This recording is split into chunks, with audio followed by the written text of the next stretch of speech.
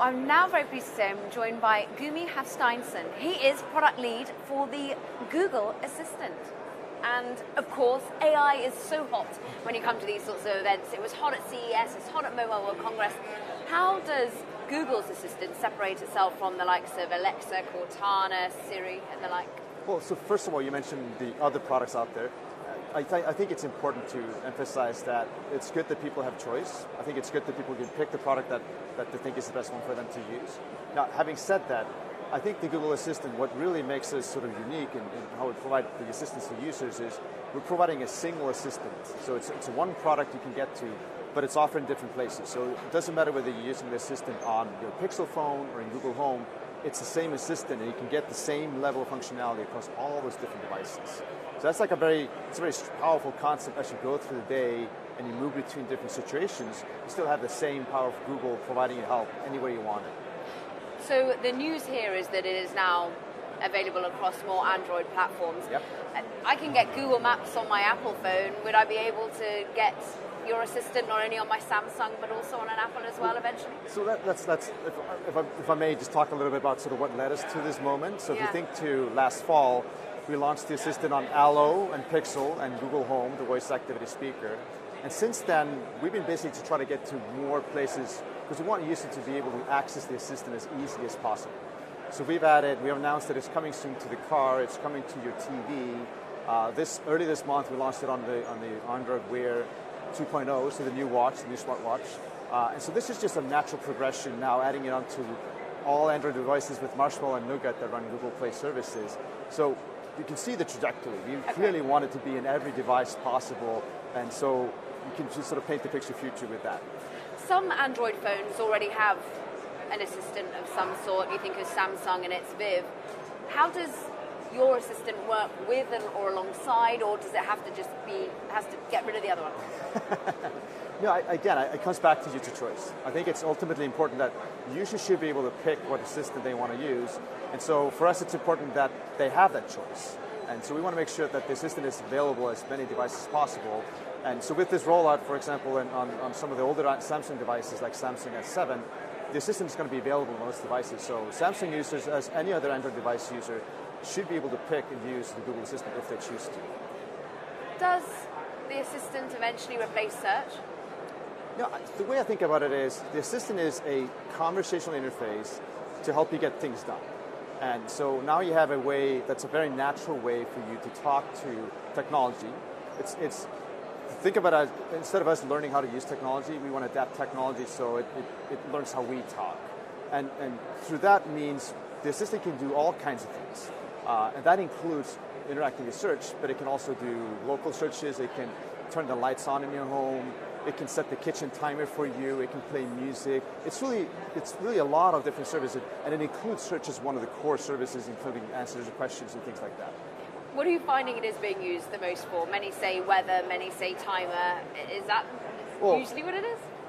I can relate from my own personal experience. Yeah. So I think it depends on my situation. On my phone, I use it a lot to navigate, look for restaurants around me and things like that, and also communicate. I send text messages all the time using my assistant. In the home, I use it to play music a lot. It's changed how I enjoy music because I come home and it's so easy to just say, hey, can you play this playlist or whatever. When I cook, it's amazing how it's changed how I do cooking. Instead of stopping every now and then, washing my hands, going to my phone or my computer, I just talk to the assistant as I'm going through things. I need to know how to cut a pineapple or how to cook this, how long I should cook this particular egg to be hard-boiled. I get all these answers just by asking the assistant. It's amazing. It's really amazing.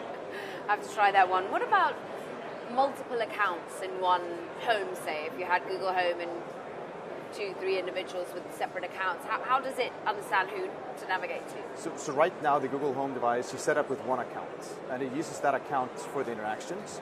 So anything that happens on it, it's actually happening through that account. Now, there's a setting. You can choose whether you want to make that account available in terms of personal information, such as calendar and email and so on. So you can turn it off if you feel that you want to just limit it to things like answers, music, timers, and so on. And so, yeah, user has a choice there, but it's set up with a single account. It's interesting. You almost are edging towards my next question of privacy there, because perhaps you don't want to be sharing your emails with everyone in your household.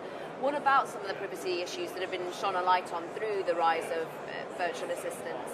How are you tackling it? So first, before I even dive into this, I mean, privacy is clearly a very important thing to us, and we want to make sure that it's clear to users what's going on and how the data is being handled. To me, it's a lot about control and transparency. So we have what's called My Activity, which is a place you can go to. You can see all the interaction with the assistants. You can delete things if you don't want them to be there. So it's fully under users' control. And to us, it's very important that we're building a relationship of trust between the user and the assistant.